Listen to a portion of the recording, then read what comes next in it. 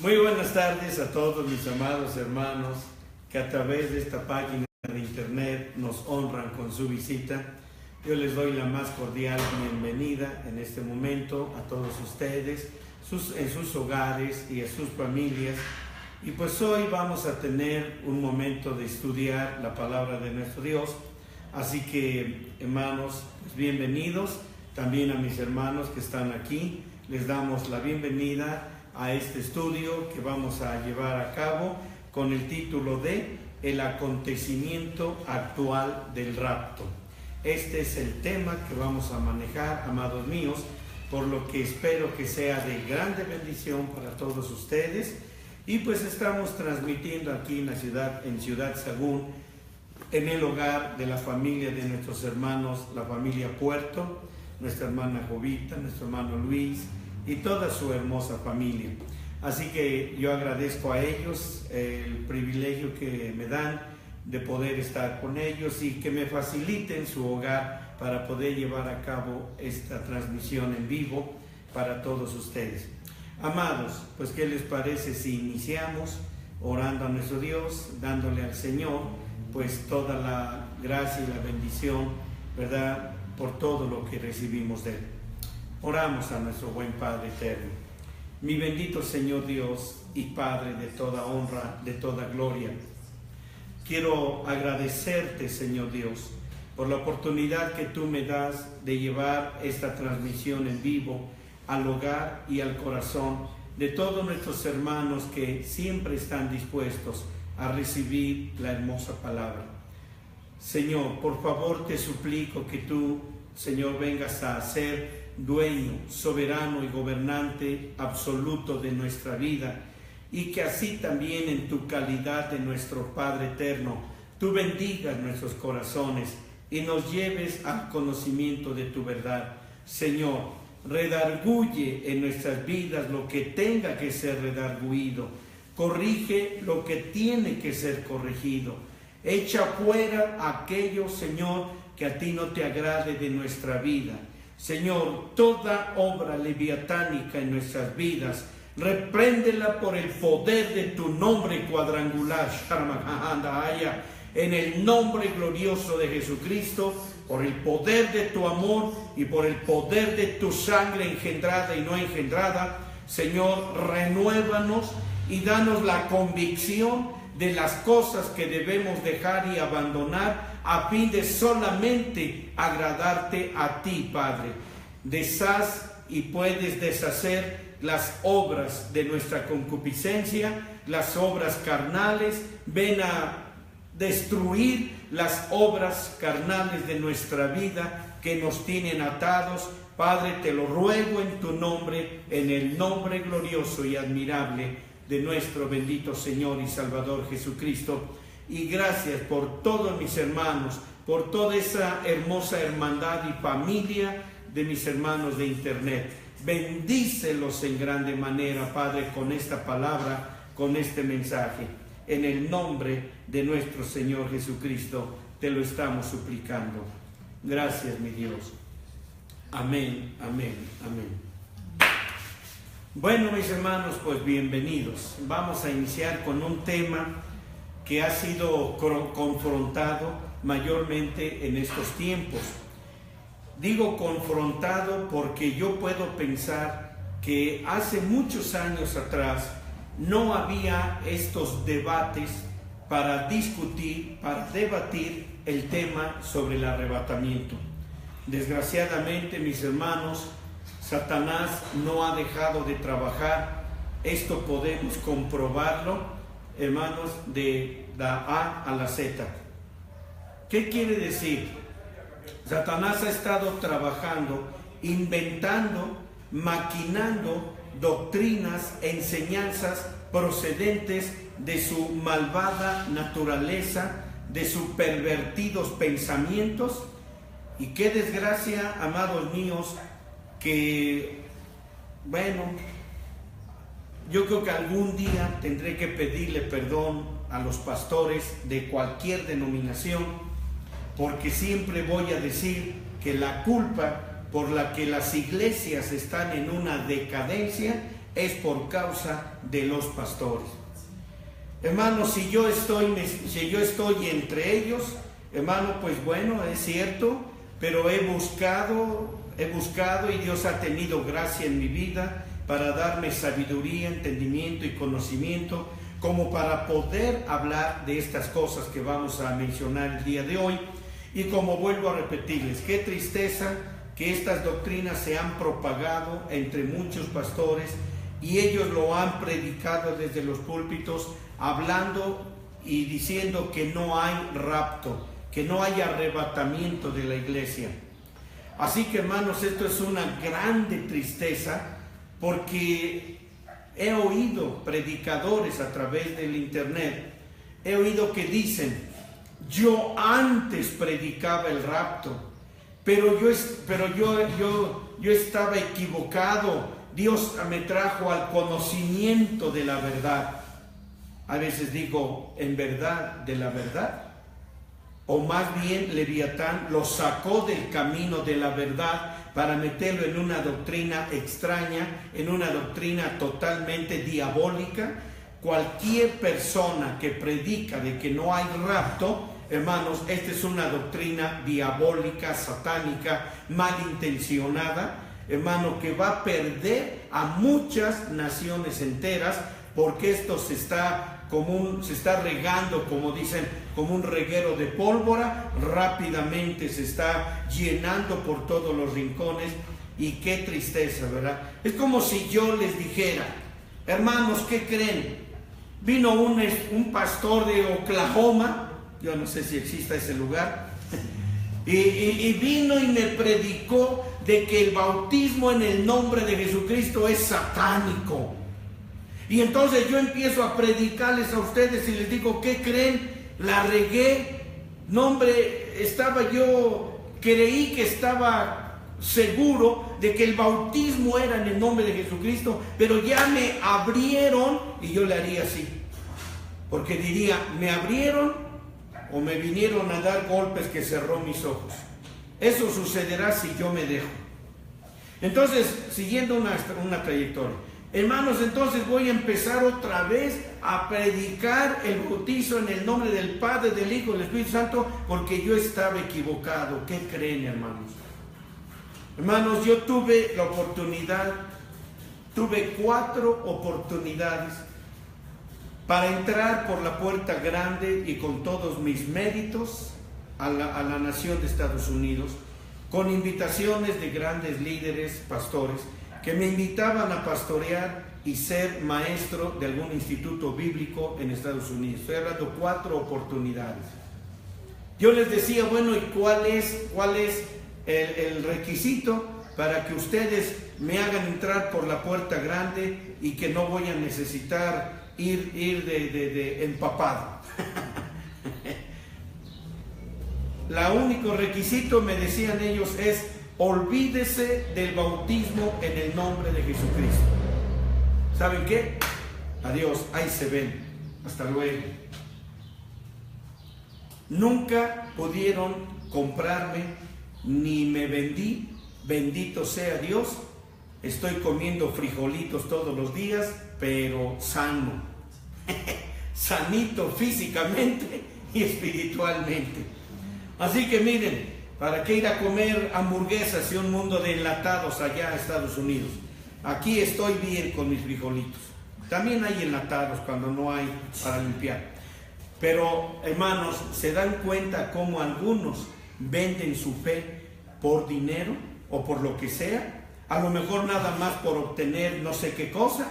Pero ¿cuántos están en contra del arrebatamiento? Y lo están predicando, que no existe en la Biblia la palabra arrebatamiento. Hermanos, la palabra arrebatamiento y rapto es un sinónimo, es una palabra sinónima. Y vamos a ir viendo, porque nuestro tema es el acontecimiento actual del rapto. Déjenme decirles que el arrebatamiento de los santos que han muerto como vencedores y de los santos quienes estén preparados para la venida del Señor, hermano, y que se encuentren vivos en el planeta Tierra cuando este acontecimiento venga, hermanos, es el próximo evento en el calendario espiritual de Dios. ¿Cómo puede la gente atreverse a pretender que pueden manipular o manosear el calendario profético de Dios? ¿Quiénes son ellos? ¿Quiénes son ellos para decir que no hay arrebatamiento? Hermano, porque simplemente un burro sin orejas que dijo ser un gran apóstol y un gran profeta, se le vino a la mente enfermiza decir que no hay rapto. Los demás lo siguieron, asemejándose a ellos como burros sin orejas y proclamando en sus congregaciones: ya descubrí, porque el apóstol, porque el profeta, hombre o mujer, aseguró que en la Biblia no hay nada que nos hable de un arrebatamiento. ¿Por qué no doblan sus rodillas? ¿Por qué no buscan a Dios en ayuno, 40 días y 40 noches en ayuno y oración? ¿Ustedes piensan que Moisés ayunó y oró 40 días y 40 noches una sola vez? Déjenme decirles que no. Él lo hizo 3 veces. 3 veces él ayunó 40 días y 40 noches. No voy a entrar en ese detalle. Pero entonces, hermanos, ahí está. Porque alguien lo dijo, entonces yo ya tengo que creerlo y tengo que propagar esa información fenomenal que deja asombrada a la gente. Hermano, ¿cómo se atreven a pensar que pueden manosear el plan profético de Dios, de los eventos que Él tiene, como ya dijimos, en su calendario? Pásate, Luisito, no hay problema, hijo, vente por acá, que la gente te conozca, hombre. Ok, entonces, ¿pueden ver esto? Déjenme decirles algo, mis hermanos. A ver, vamos a un orden, les voy a hacer la pregunta. ¿Jesucristo está sujeto a alguien? ¿Él tiene a alguien arriba de él que lo gobierne y lo sujete? Estoy hablando de Jesucristo. ¿Tiene a alguien que lo gobierne, que sea su cabeza de él? ¿O él es absoluto? Él no necesita a quien lo gobierne. A ver, ¿cuál sería la respuesta, pues? ¿Sí o no? O sea, sí hay alguien que lo gobierna. Perfecto, una palomita. ¿Quién lo gobierna? El Padre. Gloria a Dios. Ahora, la siguiente pregunta. El Padre, en un sentido, tengan cuidado cómo van a responder, de todas maneras lo vamos a solucionar. El Padre tiene a alguien que lo gobierna o algo en el cual Él depende para gobernar a algo o a los demás o a su creación. A ver, Rodrigo dice que sí. Por ahí vas. Estás bien ahorita, por ahí ya estás bien. ¿Sí? Ahora vamos a decirlo. El Padre se gobierna por algo que Él mismo engendró, la eternidad Kedem y la eternidad Olam. ¿Qué hay en la eternidad Kedem? El propósito de la voluntad de Dios. ¿Qué hay en la eternidad Olam? El plan maestro de Dios. Dios engendró el propósito de su voluntad y engendró el plan maestro de Él. Y ahí está escrito todo lo que debe regir y gobernar. El Hijo, cuando el Hijo le dijo al Padre, estando en el Getsemaní, cuando dice que empezó a sudar y su sudor eran gotas de sangre, y el Hijo estaba muriendo, en verdad, el Hijo estaba desangrándose. Entonces Él le dijo al Padre, lo voy a parafrasear de esta manera: Padre, el plan maestro y el propósito de tu voluntad no decían que yo tenía que morir aquí en el Getsemaní, ni en las condiciones en que está sucediendo mi muerte. Padre, tú hiciste un cambio en tu plan maestro y en el propósito de tu voluntad. Tú hiciste un cambio sin que tenías que haberme avisado, porque yo no soy menor que tú, porque el Padre es mayor que yo. Pero si tú hiciste un cambio, Padre, y si no me avisaste, no tenías que haberlo hecho, pero si lo hiciste, hágase tu voluntad, mas no la mía. Si voy a morir aquí desangrado, en una condición que no estaba en el consejo eterno, porque ¿qué es esto que acabo de decirles? Es el consejo eterno. Si tú, Señor Padre, hiciste un cambio, sea tu voluntad y no la mía. Entonces el Señor le mostró que Él no había hecho ningún cambio, y en su reverencial miedo, así lo dicen Hebreos, necesitan ustedes entender qué era su reverencial miedo, porque la gente, también algunas gentes dicen, Jesús estaba muerto de miedo, como un conejo espantado que lo iban a matar y asesinar. Eso es la peor mentira y la peor blasfemia que pueden hacer en contra del Hijo de Dios y en contra del plan maestro de Dios y el propósito de su voluntad. Jesús nunca tuvo miedo, y cuando dice la Biblia, fue oído por su reverencial miedo, oigan bien, se refirió a esto. Escúchenme. En otras palabras, el Hijo estaba siendo exprimido por los demonios Shadim, y habían alrededor de él cientos de demonios Shadim rodeándolo para matarlo, haciendo que no llegara a la cruz del Calvario. Porque si estos demonios Shadim lo hubieran asesinado ahí en el Getsemaní, ninguna alma hubiera sido salva entre los universos. Ninguna. Óiganlo bien, ni pasadas, presentes y futuras. Aun cuando hubiera derramado su sangre, y si se trataba, como dice en un texto bíblico también, si no ando mal en Hebreos, o no sé dónde, pero dice estas palabras: y sin remisión y sin derramamiento de sangre no hay remisión de pecados. Aun cuando su sangre hubiese sido derramada, no hubiera servido para salvar a un mosco, a nadie hubiera salvado. Todo estaba torcido, ¿me entienden? El escenario estaba totalmente torcido de acuerdo a la voluntad de Dios el Padre para con el Hijo. Quiero que vean un versículo en el libro de Hechos, capítulo 2. Bendito el nombre del Señor. Y vamos a ver aquí, Hechos capítulo 2. Y lo hemos leído aquí también con ustedes. ¿Qué horas tienes, Rodrigo, para saber mi tiempo? Las 6:20.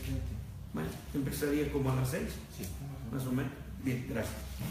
Ahora, vamos a ver este versículo, Hechos capítulo 2, versículo 23, lo hemos leído infinidades de veces, pero ahorita que estamos hablando de esto, le van a dar mayor realce a esto que estamos diciendo. Fíjense bien, dice, a este, ¿quién es este? Jesucristo, ¿sí? O está hablando de Jesucristo, porque si ven ustedes el versículo 22, sería bueno leerlo para que tengan una mejor comprensión. Varones israelitas, ¿quién está hablando aquí? El apóstol Pedro. Varones israelitas, oíd estas palabras. Jesús Nazareno, varón aprobado de Dios entre vosotros, en maravillas y prodigios y señales que Dios hizo por él en medio de vosotros, como también vosotros sabéis, a este, entregado por determinado consejo y providencia de Dios. Hasta ahí dejémoslo. ¿Qué es esta palabra entregado por determinado consejo? Vean aquí, es la balanza del propósito de la voluntad de Dios y el plan maestro de Dios. Este es el consejo. Entonces Jesús fue llevado, el consejo El consejo eterno determinaba que él tenía que morir en la cruz del Calvario y no de acuerdo a los demonios Shadim. O sea, esto que quede claro, no, el escenario no estaba preparado para que los demonios Shadim mataran o asesinaran al Señor Jesucristo, y el lugar tampoco era el lugar. El lugar era un lugar llamado el lugar de la calavera, también conocido como el Monte Calvario. Así que entonces, hermano, todo estaba fuera de orden, fuera de orden. Y el Señor Jesús, cuando la Biblia dice que oró con un miedo reverencial, oigan eso, Él estaba diciendo: Padre, siento que aquí voy a morir. Lo lamento mucho, Padre, pero no voy a poder cumplir el consejo eterno de morir en el Monte Calvario crucificado. Tengo temor, Señor, tengo miedo de no hacer tu voluntad, de no hacer tu voluntad y cumplir tu propósito y tu plan maestro. Ese era el miedo reverencial. Vamos, es como si ustedes dicen, si les llega a ustedes un pensamiento de decir: Dios, no he leído mi Biblia en una semana. Ay, Señor, no he orado en una semana, no he doblado mis rodillas. Señor, no he clamado, no he glorificado tu nombre, no he ido a la reunión, no he prendido ni la internet. Ay, Señor Dios, tengo tanto miedo, Padre Dios, que me esté pasando esto. Entonces, eso es un miedo reverencial. ¿Lo estoy dejando claro? Por eso dice que él fue oído por su reverencial miedo, porque tuvo miedo de no cumplir con el plan maestro de Dios y el propósito de la voluntad de Dios, que significa el consejo eterno. ¿Está claro? Así que entonces, amados míos, como pueden ustedes ver, estamos hablando de un acontecimiento que está en el calendario de Dios. Es decir, estamos hablando del rapto. A lo mejor piensen que ya me perdí, o sea que ya me fui del tema. Escúchenme, estoy hablando que en el plan maestro de Dios y en el propósito de su voluntad está escrito, está lo que está escrito, y que no hay manera de cambiar, de trastornar, de modificar ese plan maestro de Dios y ese propósito de su voluntad. Y en ambos estaba, como ya les dije, la muerte del Señor, como también está escrito el arrebatamiento de la iglesia. ¿En qué? ¿En qué? Está escrito eso. Ay, Luis. Perdón, Estoy diciendo que en ese plan maestro y en ese propósito de su voluntad está escrito lo que nadie puede trastornar, ni cambiar, ni modificar, ni manosear, porque hasta Dios mismo se sujeta a su propio plan maestro y a su propio propósito de su voluntad. Y ahí estaba escrito la forma, la manera de la muerte del Señor Jesucristo. Estaba escrito su resurrección. Estaba escrito que tenía que morir en qué y tales condiciones. Lo mismo ahí está escrito el evento que estamos esperando, que es el arrebatamiento. Quiere decir entonces que el arrebatamiento está escrito también en el plan maestro de Dios y en el propósito de su voluntad eternos. Entonces, por eso me fui a esto, escúchenme.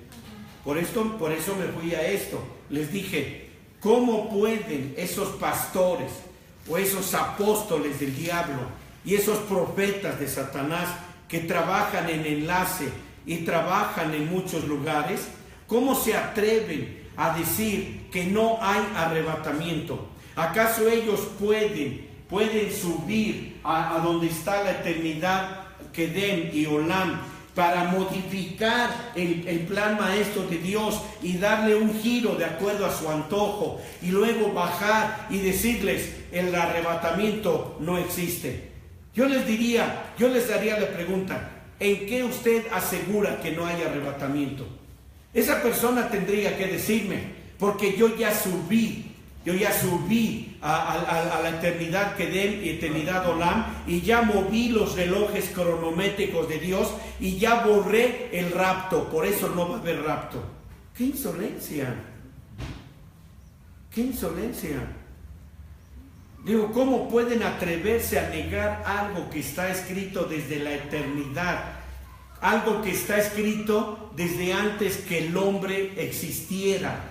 Todavía el hombre no existía y ya estaba en la eternidad Olam y Kedem el acontecimiento admirable y maravilloso del arrebatamiento. Ahora aquí vamos a otro punto. De o para los santos y para los que son santos vencedores. Ahora, aquí sí debo decir algo, hermano, en donde sí es muy importante que tanto mis hermanos de internet como ustedes que están aquí asimilen bien en su mente y en su corazón. El arrebatamiento es solamente para vencedores. No es para cristianos ordinarios, sancochados, convenencieros, conchudos, que viven continuamente en pecado sin nunca arrepentirse. Para ellos no es el arrebatamiento, aunque pertenezcan a la mejor iglesia y a la mejor congregación. Ni pastores, hermanos, se van a ir en el rapto si no son vencedores. Y pues usted dirá, ¿cómo es eso? Yo pensé que cualquier pastor es un vencedor. Pues déjeme decirle que no. ¿Acaso es un vencedor ese pastor que se unió en santo estado de matrimonio con un hombre? ¿Acaso es vencedora una pastora que se acaba de unir en santo estado de matrimonio con una mujer? Hermano, eso no puede decir que son vencedores. Y la palabra de Dios nos habla de vencedores, de aquellos que han vencido, de aquellos que han estado haciendo la voluntad de Dios, de aquellos que se están esforzando por dejar sus concupiscencias, sus pecados y todo aquello, y que no les importa que tengan que perder, hermano, con tal de ganar a Jesucristo en su corazón y en su haber. Así que muchos cristianos, óiganme, muchos cristianos, hermano, a lo largo de toda la historia, van a perder el arrebatamiento. Y se los puedo comprobar a través de la Biblia. En primer lugar, porque vuelvo a repetirles, Jesús viene por vencedores. No viene por aquel cristiano que nunca ora, que nunca ayuna, que nunca lee su Biblia, que nunca diezma, que nunca da sus diezmos, que nunca da sus ofrendas, que nunca está danzando en la iglesia. Esos son cristianos que a Dios no le importan. Son cristianos que no cuentan para Dios. Para Dios cuentan los cristianos que están esforzándose y que están cumpliendo con el plan maestro de Dios y el propósito de su voluntad. Por el otro lado, sabemos que los que han muerto debieron de haber muerto en un estado de ser, ¿qué cosa? Vencedores. En un cementerio, hermanos míos, en un cementerio vamos a poder mirar a muchos que ya están ahí muertos, hablando de cristianos, muchos muertos que ya nos precedieron, que ya están en sus tumbas, algunos ya solamente habrá puro hueso seco, pero no murieron en un estado de ser vencedores. Algunos sí murieron en un estado de ser vencedores. ¿Lo estoy dejando claro, amados? Miren, yo no vengo con cuentos, yo no vengo con palmadas en sus espaldas, yo no vengo con el deseo de que ustedes simple y sencillamente digan, ay, este hermano solo cosas malas nos predica. No, un pastor que les dice que no hay rapto, un pastor que les dice que aunque si ustedes aceptaron a Cristo al día de ayer y hoy murió, y si Él les dijo que con eso ustedes son completamente salvos, ese es un pastor malvado. porque nunca les dijo la verdad. ¿Cómo pudo aquella persona haber sido vencedor? Nada más quiero que me lo digan. No tuvo oportunidad. Y no es que Dios se la haya negado, es que esa persona debió de haber aceptado a Cristo desde la primera vez que le hablaron de Cristo. Pudo haber sido, si murió a los 50 años esa persona, pudo ser que a los 40 le hablaron de Cristo y lo rechazó. A los 30 años y lo rechazó. A los 20 y lo rechazó. Dejó de adolescente, vivió su vida en pecado y abominaciones y no aceptó. Entonces ahora a los 50 años acepta a Cristo y a otro día muere. ¿Dónde quedan los que están trabajando para ser vencedores? ¿Dónde queda la gloria de los que sí están siendo vencedores? Entonces diríamos que Dios sí hace acepción de personas. Y Dios no hace acepción de personas. Si fuiste un vencedor, hermano, entonces déjame decirte, el arrebatamiento no viene por don. Cuando tú aceptas a Jesucristo como Señor y Salvador, Él no te entrega un boleto. Aquí está la garantía de que si mueres de aquí a una semana o 2 días, aquí está tu boleto para irte en el rapto. Tampoco, mis hermanos. El arrebatamiento es una preparación. Y solo se van a ir en el arrebatamiento los que se están preparando. Aquellos a quienes su pastor los está preparando para llegar a ser dignos y merecedores del arrebatamiento. Y no estoy, hermano, desilusionando a nadie, no estoy tampoco, ya lo dije, dando palmadas a nadie. Así que en un cementerio, si hay, por decir un número, si hay 1000 personas enterradas en ese cementerio, cristianos, voy a hacer una especulación, pero que tiene sentido. De esos 1000 que están ahí enterrados en el cementerio, puedo pensar que 5 fueron vencedores. 995 se levantarán en la resurrección, pero para estar en la gran tribulación de 3 años y medio. 5 son vencedores que se irán en el rapto. 995 se quedarán ahí. ¿Y gracias a quién? A sus pastores. ¿Gracias a quién? A sus pastores, que nunca los preparó. Y más si ese pastor ya tuvo relación con otro pastor. Cuando digo relación es tener amistad y tener conversación. Y ese pastor ya le dijo que no hay rapto y luego viene con la fenomenal noticia de decirle a su iglesia que no hay rapto. Dios mío, yo no quisiera estar ni en la uña chiquita de su dedo de ese pastor, porque en él va a estar la responsabilidad, en él va a caer la responsabilidad de esa gente que se quedó en el arrebatamiento. Yo no sé si ustedes han visto una película que se llama Como ladrón en la noche, ¿no? Búsquenla en YouTube, ahí la van a encontrar. Lamentablemente en YouTube lamentablemente está muy mal grabada, pero algo que le puedan entender les va a ayudar. Se llama Como ladrón en la noche. O a lo mejor en las películas cristianas que nos tiran, y luego también todavía encárguenla, ¿verdad? Y pueden ahí verla. Pero hay una parte donde me quedo sorprendido. El pastor, ahí el escenario es de 2 pastores. Uno cree en el arrebatamiento y el otro no cree. Cuando viene el rapto, el pastor que habló del rapto se va con su iglesia.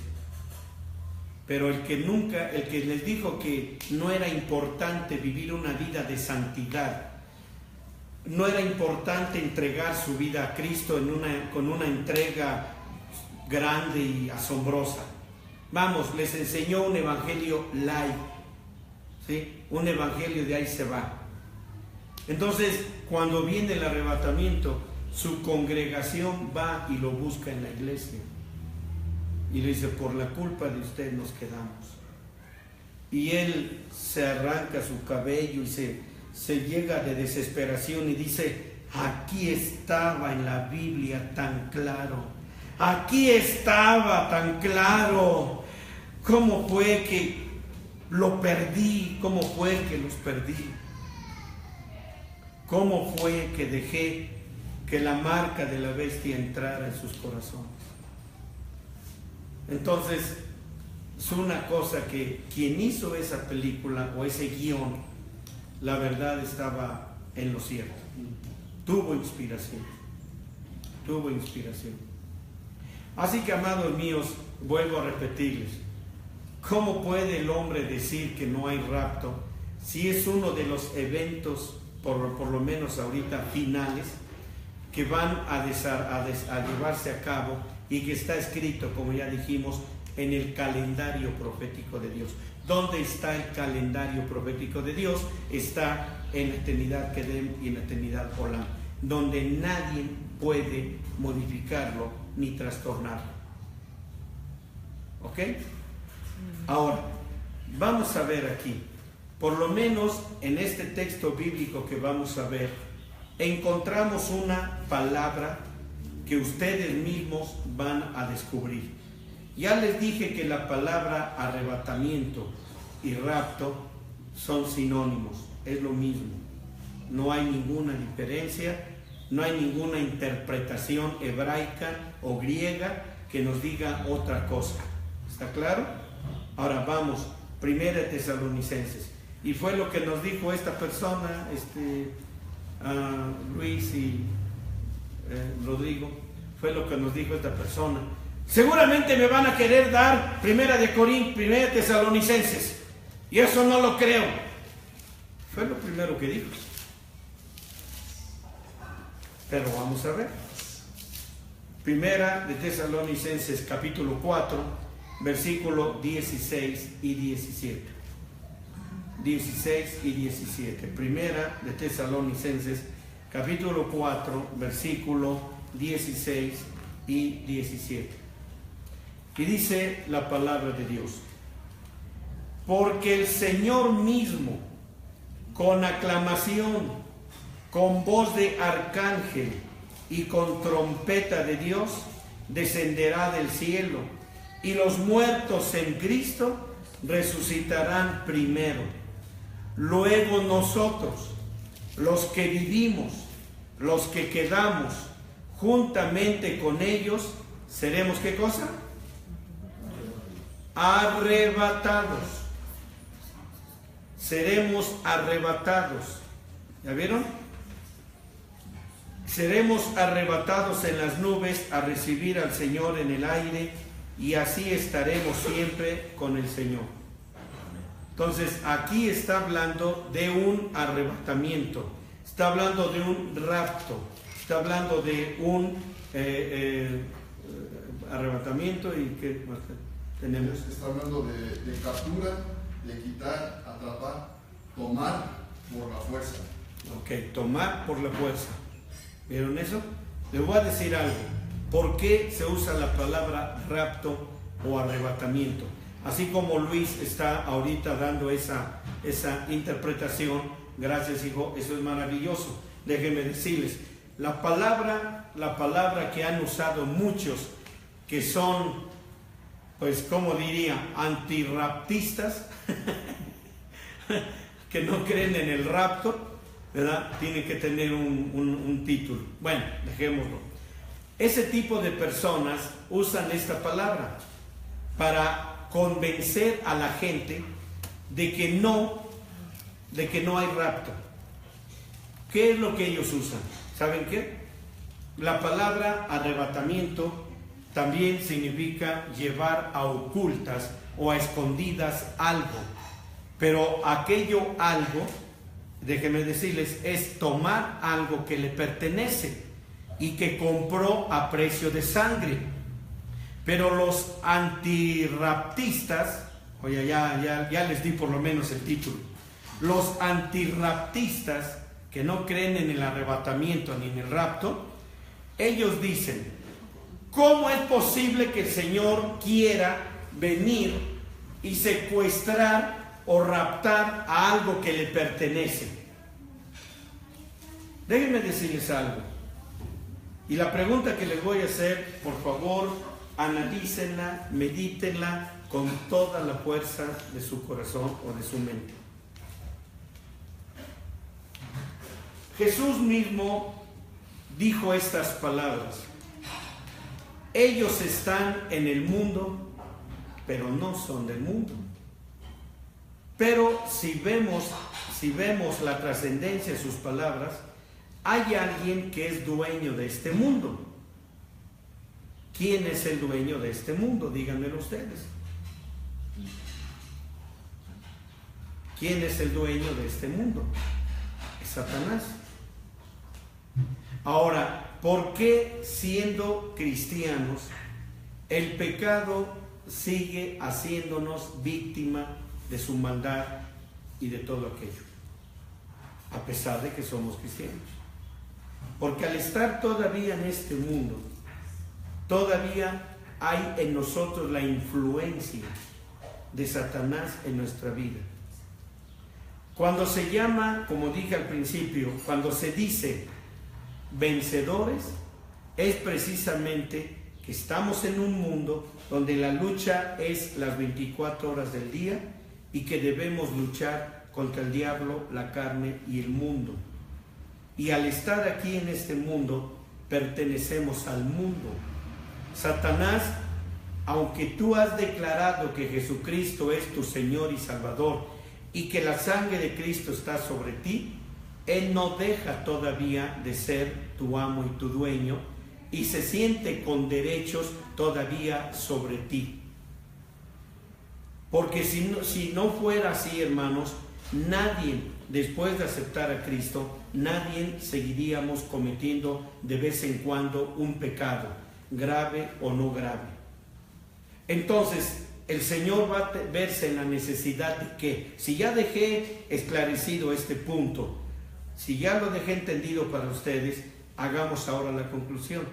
El Señor se ve en la necesidad de ¿qué? De llevarse algo a la fuerza.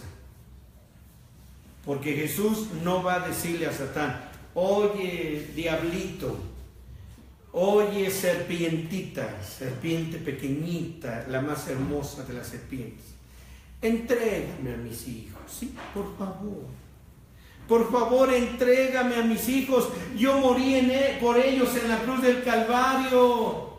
Creo que me pertenecen. Sí, Leviatancito, pequeñito, hermoso, precioso, chulo, lindo. Entrégame a mis hijos, a los que yo compré a precio de sangre. ¿Creen ustedes que eso va a ser Dios? En primer lugar, Él no está en posición de rogar ni pedir favor a nadie, porque Él es absoluto. Pero aún Satanás tiene ciertas propiedades en nuestras vidas que, aunque cuando venga el rapto, amados, nosotros no hemos entregado todavía ciertas propiedades que le pertenecen a Él. Así que cuando venga el arrebatamiento, Él dice, Él vendrá como ladrón en la noche, cuando nadie se dé cuenta. ¿Y quién es el que va a estar ahí, que es que vigilante?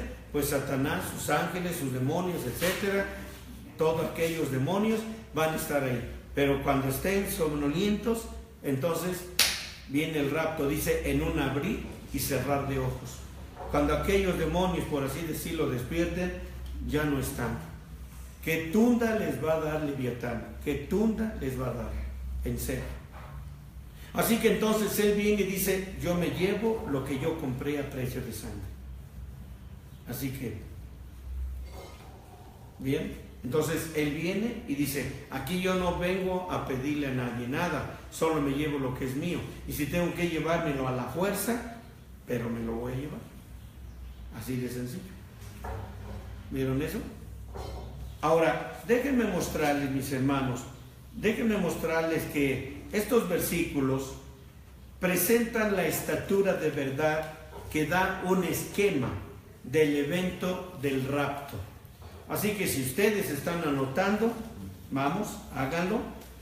Lo van a anotar porque estoy diciéndoles que Primera de Tesalonicenses 4, 16 y 17 presentan la estatura de verdad que nos da un esquema del evento del rapto. Así que vamos, pongan la estatura, necesitan escribir una estatura o dibujar una estatura. Y vamos a ver en el punto número 1, que es abajo, al pie, ahí está el 1, y ahí van a escribir: el Señor vendrá en el aire, el Señor vendrá en el aire para arrebatar a todos los vencedores. La palabra arrebatar, póngala entre comillas. Y cuando ustedes ponen a todos los vencedores, subrayen la palabra vencedores. ¿Está claro eso? Vencedores. ¿Ya? Número 2, a ver dónde van a escribir el número 2. Sí, el número 2 es en el otro lado. Aquí, en este. 1, 2, 3 y 4. ¿Sí? En el lado. Primero el 1 es: el Señor vendrá en las nubes. El Señor vendrá en el aire para arrebatar, entre comillas la palabra arrebatar, a todos los vencedores. Y subrayen la palabra vencedores. Yo quisiera que, más bien yo quiero tener la seguridad, no estoy entrando en un tema, bueno, no estoy entrando en el tema como quisiera hacerlo, porque necesito que ustedes entiendan muy bien el concepto vencedores. ¿Sí? Vencedores. Hace unas semanas he estado insistiendo, hablando de un concepto, hablando de vencedores y no vencedores. Y yo estaba haciendo, yo se los dije, voy a hacer una especulación poniendo un ejemplo, pero que si ustedes lo analizan, se darán cuenta que tiene mucho sentido. Ahora, voy a tratar de hacerlo verbalmente sin poner nada en el pizarrón, pero pónganme atención. Vamos a manejarlo no como lo he manejado ahí en la iglesia, pues ahí tengo pizarrón y tengo todo, pero ahorita déjenme tratar de llamar su atención para que mediten en esto. Supongamos, hacemos una balanza y en un lado de la balanza ponemos, para nada más especular, 50% de vencedores y en el otro lado 50% de no vencedores, pero todos son cristianos, ¿sí? ¿O están oyendo eso?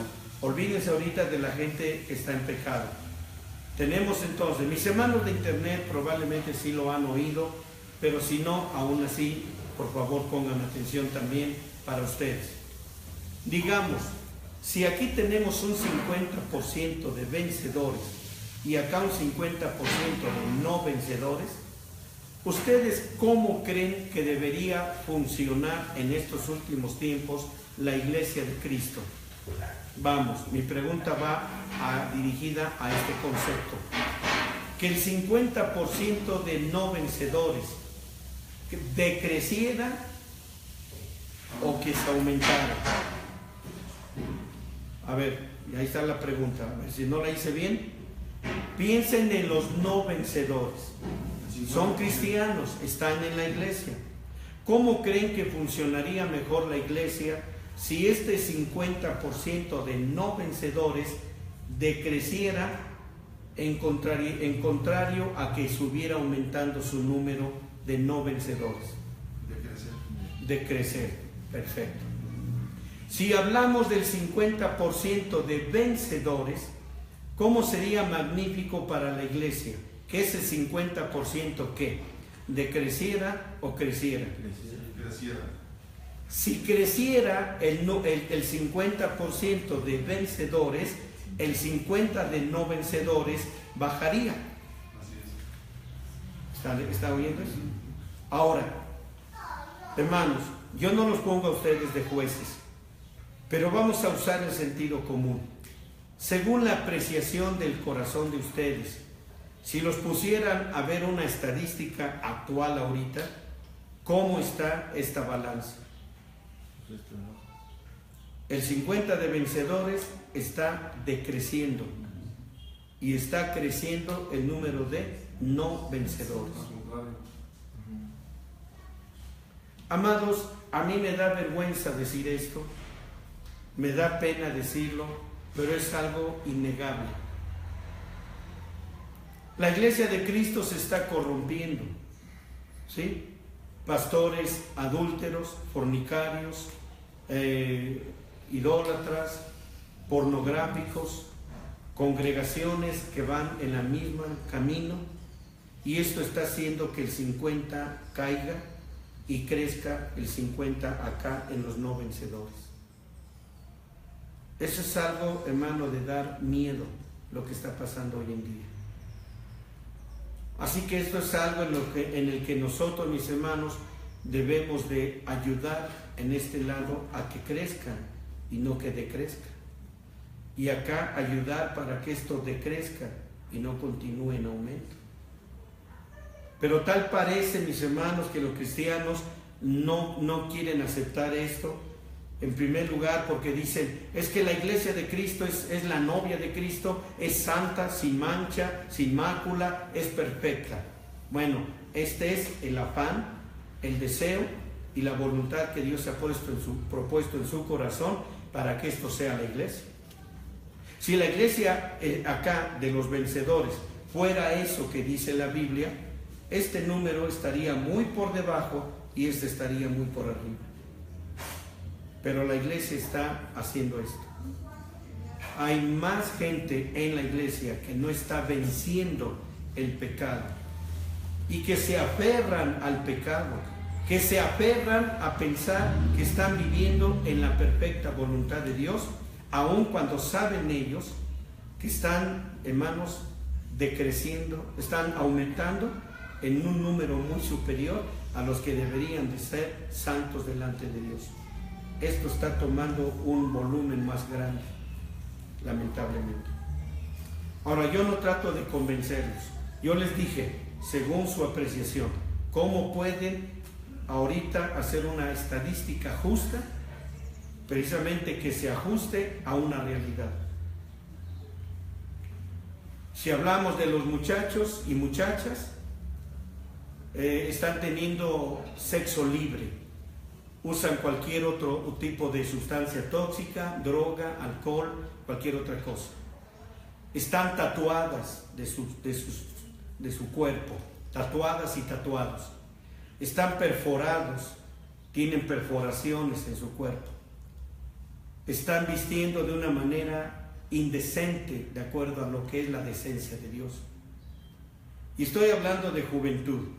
Y si hablamos de adultos, pues también tienen lo suyo propio. Entonces, ¿qué pasa? Piensen en eso. Entonces, al final de cuentas, vamos a hacer un número, vamos a formar un número. Si acá tenemos 1000, por decir un número, y aquí tenemos también 1000, entonces, hermanos, se supone que el Señor debería dejar 1000 y llevarse 1000. Pero supuestamente van a ver aquí 1990 y aquí van a ver solamente 100. Y esto es algo dramático.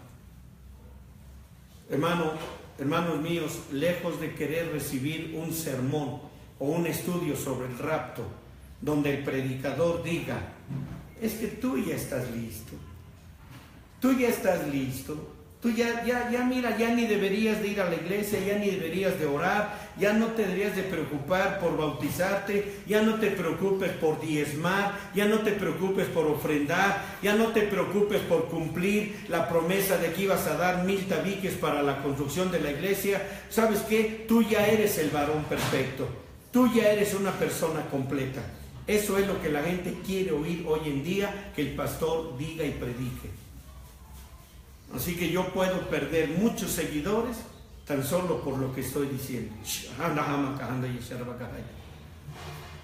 Puede haber menos seguidores porque dicen, este hombre está loco. ¿Dónde piensa que la iglesia se va a encontrar en tales condiciones? Si quieren muestra para un botón, dice el dicho, ¿verdad? Para muestra basta un botón. Si quieren ustedes, vamos a ver un texto bíblico. Ya lo he leído con ustedes en el libro de Ezequiel. En el libro de Ezequiel. Y vamos a verlo aquí. Algo que a lo mejor ustedes digan, es que eso es imposible, pastor. Usted le está echando tierra a la iglesia. Usted está haciendo que en realidad uno dude de la iglesia cristiana. No estoy hablando de eso. Y es más, no lo vamos a leer todo, pero a lo mejor sería bueno leer aunque unos versículos. Y quiero que tengan la cita, Ezequiel 8, versículos, todo el capítulo, hasta el 18. Hasta el 18. Y si ustedes se dan cuenta, amados míos, si ustedes se dan cuenta, van a poder mirar aquí. Déjenme primero decirles. Dios llamó a quién Dios a quién llamó para convertirla en una esposa espiritual de Dios. ¿A quién llamó Dios? A la nación de Israel. Dios llamó a la nación de Israel para ser una esposa espiritual para Dios. Y vean, si Dios le propuso a la nación de Israel matrimonio, si Dios le propuso a la nación de Israel un matrimonio serio, oigan bien eso, un matrimonio serio, ¿quién se encargaría de preparar en justicia, en santidad, en apartamiento, en rectitud, etcétera, a esa novia para Cristo, para Dios? ¿Quién se iba a encargar? ¿Quién se iba a encargar? ¿Quién se está encargando de ti en que tú seas una esposa para Cristo? A ver, no se me queden callados, porque voy a pensar que nunca piensan o que nunca leen sus Biblias. Pero a ver, voy a tener misericordia de ustedes. Dios se iba a encargar de preparar una esposa espiritual para el Dios el Padre. Dios se iba a encargar, ¿está claro? Así es. En darles santidad, limpieza, misericordia, en hacer una novia perfecta, en todo lo que es limpieza y justicia delante de Dios. Y si les mencioné a Jesucristo, Dios el Padre envió a Jesucristo y Él le entregó la tarea de Él encargarse de limpiar a su futura esposa. Por eso dice la palabra de Dios que Él es el que quiere presentarle al Padre una esposa sin mancha, sin arruga. ¿Estamos oyendo? Bueno, ahora, para entender lo que vamos a leer en Ezequiel, vamos a desgranar el pequeño trigo. Vamos a verlo. El Padre quiso para Él una esposa santa, sin mancha, sin arruga, etc. Para Él, hablando de la nación de Israel. Ahora vean qué hizo la nación de Israel. Vean qué hizo. Vamos a leer algunos versículos, del versículo 1 en adelante. Y aconteció en el 6º año, en el mes 6º, a los 5 del mes, que estaba yo sentado en mi casa, y los ancianos de Judá estaban sentados delante de mí, y allí cayó sobre mí la mano del Señor Jehová, y miré, y he aquí una semejanza que parecía de fuego, desde donde parecían sus lomos para abajo, y fuego, y desde sus alas, desde sus lomos arriba, parecía como resplandor, como la vista de ámbar. Y aquella semejanza extendió la mano y tomóme por las guedejas de mi cabeza, y el Espíritu me alzó entre el cielo y la tierra, y llevóme en visiones de Dios a Jerusalén, a la entrada de la puerta de dentro, para que mire hacia el aquilón, donde estaba la habitación de la imagen del celo, la que hacía celar. Ahora, el pueblo de Israel había puesto en el mismo templo para Jehová Dios, pusieron la imagen del celo, la imagen de celar, la imagen que le causaba a Dios ira santa, enojo santo y celo santo, de ver cómo su pueblo se había corrompido a tal grado, de tal magnitud, que dice que el Señor ya no pudo soportar ese celo. Versículo 4: y he aquí que allí estaba la gloria del Dios de Israel, como la visión que yo había visto en el campo. Y díjome: hijo del hombre, alza ahora tus ojos hacia el lado del Aquilón. Y alcé mis ojos hacia el lado del Aquilón, y he aquí al Aquilón junto a la puerta del altar, la imagen del celo en la entrada. O sea, ¿cuál era ahí esta imagen del celo? La Biblia la menciona la mujer del cielo, o la mujer de los cielos, ¿sí? O la señora de los cielos. Algunos pastores han dicho que era la Virgen de Guadalupe, pero eso es una mentira. Era una diosa de la más aberrante que la misma iglesia de Israel o la nación de Israel se habían formado y la habían puesto entre el altar de bronce. En el altar de bronce estaba a un lado esa imagen del celo, y así adoraban a Jehová Dios. Ahora, vamos a decir, aquí en el lugar donde yo estoy parado, el sol cuando amanece viene de allá hacia mí. Ahorita ya va a mis espaldas. Pero cuando el pueblo de Israel entraban al templo de Jehová, lo hacían, fíjense bien, el sol venía al frente mío. Pero si yo le doy la espalda al sol, entonces el sol iba a nacer por mi espalda. Pero mientras yo estaba aquí de espaldas a la entrada, de espaldas al sol, yo adoraba a Jehová Dios, lo adoraba, lo glorificaba, le daba tributo y adoración y alabanza.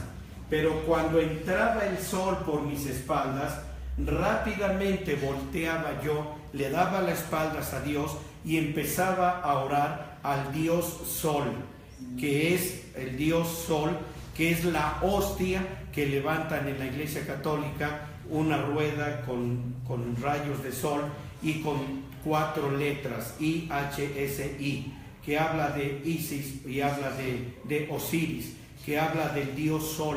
Y cuando el cura levanta ese Dios Sol, toda la gente se inclina y se persigna ante ese Dios Sol. Eso es la Santa Eucaristía. La Santa Eucaristía es la peor aberración idolátrica, malvada, provocativa, como dice aquí. Tienen ahí la diosa del celo, la diosa del celo, con la que causaban enojo y celo a Jehová Dios. ¿Oyen eso? ¿Y quién era? La nación de Israel. Ahora los católicos, ¿quién le heredó a la Iglesia Católica la dichosa Santa Eucaristía? Que de santa no tiene nada porque es diabólica. La Eucaristía es satánica, es diabólica. Cualquier persona que hoy es cristiana y que tuvo no puedo decir privilegio, tuvo la oportunidad de tomar la hostia y participar de la Santa Eucaristía, a hoy que son cristianos, si quieren verse libres de toda esa influencia, tienen que confesar y pedir perdón a Dios, porque en sus años ustedes participaron de esas inmundicias. ¿Están oyendo? Cosa que los pastores no mueven a los congregantes a que renuncien a esas prácticas que ellos tuvieron antes de aceptar a Cristo como Señor y Salvador.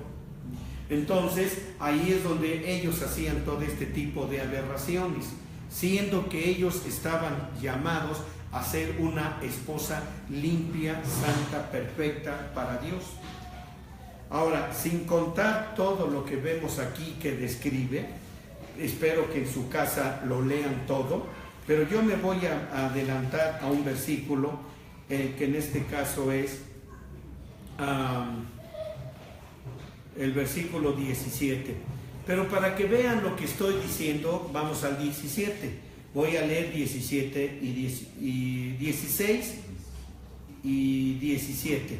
Ahora bien, dice: y metióme en el atrio de adentro de la casa de Jehová, y he aquí junto a la entrada del templo de Jehová, entre la entrada y el altar, como 25 varones, sus espaldas volteadas al templo de Jehová, y sus rostros mirando al oriente, y encorvábanse al nacimiento del sol.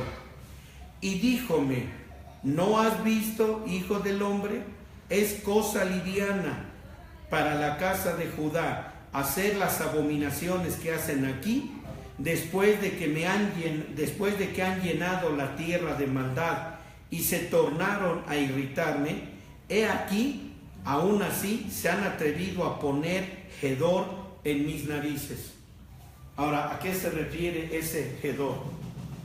De que en la misma casa de Dios, en el mismo templo de Dios, si les daba ganas de hacer del 2, excretar, ahí lo hacían, con toda la libertad.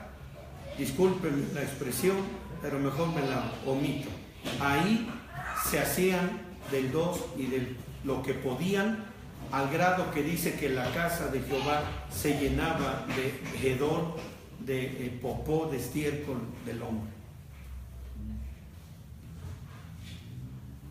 Y eran cristianos, o bueno, no cristianos, eran hijos de Jehová. Entonces, mis hermanos, cuánto esto, de muchas maneras, lo seguimos haciendo nosotros ahora con Cristo en el templo. Entrando en el templo tatuados, entrando en el templo con piercing, perforaciones en la lengua, en el ombligo, en las cejas, en las orejas y todo aquello. Entran a la casa de Dios con pantalones, entran a la casa de Dios, hermano, de una manera indecorosa. Entran a la casa de Dios sabiendo que tienen amantes, mujeres u hombres, sabiendo que practican sexo libre, sabiendo que tienen, pues eso, amantes para poder satisfacer sus deseos sexuales. Y así entramos a la iglesia, y así vamos al templo, y así doblamos rodillas, causando solamente hediondez en las narices de nuestro Dios, que es santo. Amados, si ustedes piensan que ningún cristiano va a perder el rapto tan solo porque Dios es misericordioso, déjenme decirle que precisamente porque Dios es misericordioso, Él no aceptará inmundicia en su presencia. Por último, ¿qué hora tienes? 17. 7:10. Por último, vamos al libro de Primera de Juan. Y quiero que veamos ahí un versículo muy importante. Primera de Juan, capítulo 1. Primera de Juan, capítulo 1, versículo 5. Versículo 5. Dice la palabra de Dios: y este es el mensaje que oímos de Él y os anunciamos, que Dios Elohim es luz y en Él no hay ningunas tinieblas. Y cuando aquí la palabra tinieblas las menciona, no se refiere a tinieblas kosher o a tinieblas arapel, se refiere a tinieblas leviatánicas. Delante de Él no hay tinieblas. Inmundicia, exactamente. Entonces, hermanos, en la actualidad, si queremos ir en el rapto, mis hermanos, no se engañen ni se dejen engañar. Dios pide una vida de rectitud. ¿Está viendo? Así que Dios es bueno, Dios es fiel, Dios es maravilloso, eso nadie lo niega. Pero bueno, ya tienen ustedes ahí lo que, si Dios nos permite, para en la otra ocasión que nos podamos reunir. Nuestra hermana Jovita nos está proponiendo lunes o miércoles. Ustedes digan qué día, lunes o miércoles. A ver, el día que sea, podría ser, mire, para que ahorita me dejen descansar un poquito, que sea el miércoles, si Dios lo permite. Y ya para la otra semana, a lo mejor ya lo hacemos los lunes. ¿Ok? pero no esta semana. No. No, o sea, ya hoy es sábado. No, pues entonces el miércoles. Sí, este miércoles, ¿ok, Rodrigo? Y continuamos con esa estatura, no la pierdan, porque ahí vamos a ir viendo todo lo que se refiere al arrebatamiento, ¿ok? Para que dejen, como dice la Biblia, para que se tapen muchas bocas y dejen de andar diciendo que no hay rapto. Aquí está la demostración, sí hay un rapto. Y todo cristiano debe amar, debe estar preparándose, amando el arrebatamiento. ¿Ok, mis hermanos? Bueno, a Dios a toda la gloria. Bueno, pues no tenemos preguntas, algo que ustedes pregunten antes de que demos gracias a Dios. Si tienen preguntas, tienen alguna inquietud, pues pregunten, mis hermanos, para que podamos de esta manera. Y no sé, mis hermanos de internet, a lo mejor también tengan alguna pregunta, pero ahí chécale, Rodrigo, por si hay alguna pregunta, mientras oramos y damos gracias a nuestro Dios. Amantísimo Dios y Padre eterno, yo quiero agradecerte por la oportunidad, por la grande privilegio para mi vida, el haber traído este mensaje para mis hermanos de internet y para mis hermanos que están aquí. Es un placer, Señor Dios, ser embajador de tu palabra. Es un placer ser embajador de tu nombre, de tus promesas, que tú cumples, Señor, y que no mientes. Señor, yo te doy gracias por esta palabra que nos has dado. Solo quiero suplicarte, solo quiero rogarte, mi Dios, que tú nos des la oportunidad de asimilar tu verdad y tu palabra en este momento. Ayúdanos, bendito Dios, para que tu palabra tenga cumplimiento en nuestras vidas, en nuestros corazones. Señor, gracias por esta palabra que tú nos has dado, en el nombre glorioso de nuestro Señor y Salvador Jesucristo. Gracias, mi Dios. Gracias, Jesús. Amén, amén, amén, amén. Bueno, no hay preguntas de nuestros hermanos de internet. Entonces vamos a despedirnos y si Dios quiere, pues mañana domingo, pues estaremos tratando de transmitir pues en vivo, mañana domingo, si Dios nos permite. Ya les comenté a mis hermanos de internet que no hemos transmitido en vivo porque no tengo internet, ¿sí? Y se me está haciendo inalcanzable el pagar, liquidar la deuda que tengo de internet. Alguien me sugería que le avisara a todos mis hermanos de internet que es muy probable que ya no transmita yo en vivo a causa de esa deuda que tengo con internet. Entonces alguien me estaba dando esa sugerencia, me decía: pastor, pues tenga usted la amabilidad, la gentileza, la atención de avisar a los hermanos de internet que hay una muy alta probabilidad de que el Cantar de los Cantares salga definitivamente de internet, a causa de que para mí ya es insostenible la carga de pagar el internet. Bueno, eso ya lo dejaremos en las manos de nuestro Dios, que es el que gobierna todas las cosas. Hermanos míos, pues vamos ahora sí a despedirnos. Señor, precioso Señor, Redentor y Salvador, los que estamos aquí y que somos una familia con mis hermanos de internet, Señor, queremos suplicarte, queremos rogarte que tú nos lleves con bien a nuestros hogares. Mi buen Dios y Padre eterno, quédate con mis hermanos, Señor, y ve con los que vamos. Así con mis hermanos como mis hermanos de internet, quédate con ellos también. Sé, Señor Dios, sé parte de su vida familiar. Señor, que tu dulce fragancia y la presencia tuya permanezca en la vida, en el hogar de mis hermanos de internet, así como en la vida de mis hermanos que están aquí, Padre. Ve conmigo, Padre Dios, para retornar. Tengo que retornar a casa. Acompáñame también. Ve conmigo, Señor. Ahora, mi bendito Dios, te doy gracias por toda esta oportunidad y ahora te suplico y te ruego con todo temor, con todo respeto, con toda reverencia, te ruego y te suplico que la gracia del Señor Jesucristo, el amor de Dios, la comunión y la participación de tu Santo y bendito Espíritu sea con todos y cada uno, a hoy y siempre, hasta ese día glorioso, cuando tú vengas en el arrebatamiento por tu iglesia. Gracias, Señor, gracias. Amén, amén, amén. Mis hermanos míos, pues que Dios los bendiga, mis hermanos de internet, que Dios los guarde. Ya saben que los quiero, los amo a todos ustedes, los respeto y les tengo todo ese afecto. Dios los bendiga.